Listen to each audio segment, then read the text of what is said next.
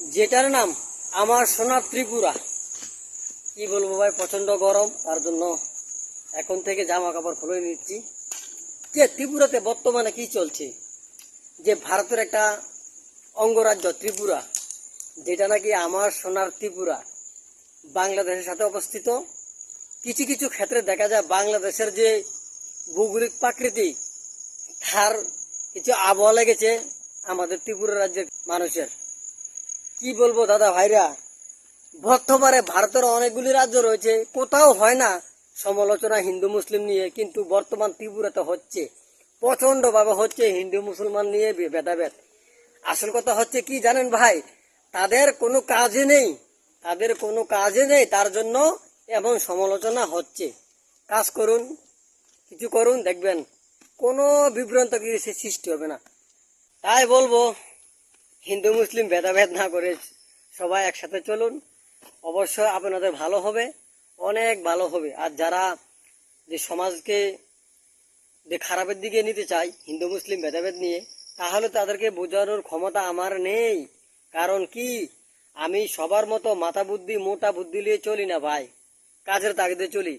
তাদের কোনো কাজ নেই, কোনো ধান্দা নেই, শুধু সাম্পাদিক দাঙ্গা লাগানোর চেষ্টা চলছে হিন্দু মুসলিমের মধ্যে।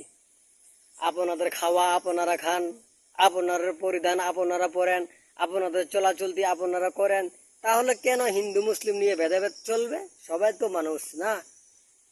যে হাসপাতালের মধ্যে এ পজিটিভ বি পজিটিভ রক্ত লাগে, তখন তো আপনারা হিন্দু মুসলিম বাঁচেন না ভাই। কেন হিন্দু মুসলিম নিয়ে ভেদাভেদ চলবে? কাজ করুন, খাওয়া দাওয়া করুন, সঠিকভাবে চলুন, সব ঠিক।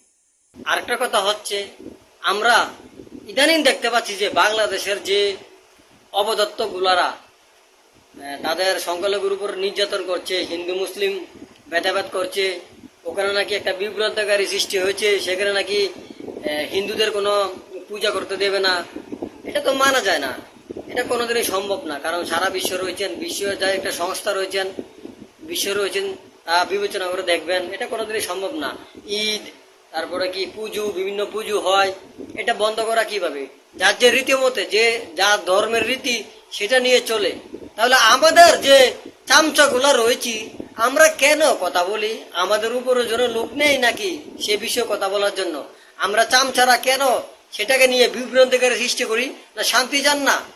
আপনারা কি ভারতবর্ষের মধ্যে শান্তি চান না, না অশান্তি চান? জানি আমার এই কথাগুলি ভালো লাগবে না, কিছু করার নেই। Good night. মায়ানমার গোলাপ শাহ বাবা, বসেন বসেন, মারহাবা মারহাবা।